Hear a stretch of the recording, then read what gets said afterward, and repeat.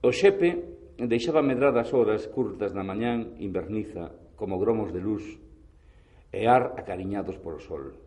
Mas conforme maduraba o froito das 12, folle nacendo a fame. Primeiro, a imaginación pintoulle os cotos albeiros como manteigosos queixos.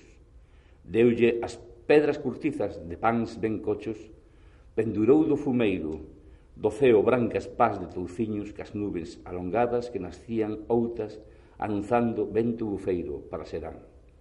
Ben sabía onde chantar os dentes. Na casa nin se lebraba andil.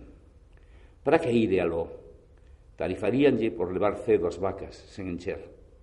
As tías xa tiñan daquilora lapado pouco ben da artesa. E o fuciño de porco, de fame, fozaba nos entrefollos do mozo como no pallugueiro do cortello. Camiñou a dispazo ao coto dos rapaces.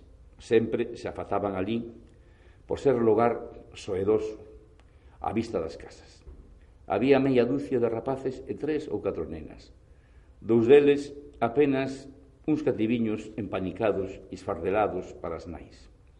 Os maores velábanse do xepe, dábanlle medo o seu silenzo, a súa forza calada e sombrisa, a fachendía ca que demoraba a noitiña polos ermos.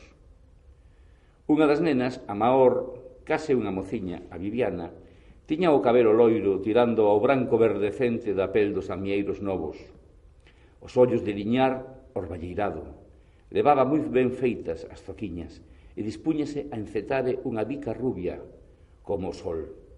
A súa xente tiña familias no val e usaba daquil señorío de manxar millo descoñecido na serra. Todos estaban ledos, como os pardaus no día esparexido, con tona de neve levián. O xepe sentouse no par deles. E sen falar verba, botoulle a pouta a bica e mordeuna con dentada de can. A Viviana ficou abarallada, mas non dixo ren. No seu impeitizo amaba o xepe, e houbérao regalado co mellor anaco de proba.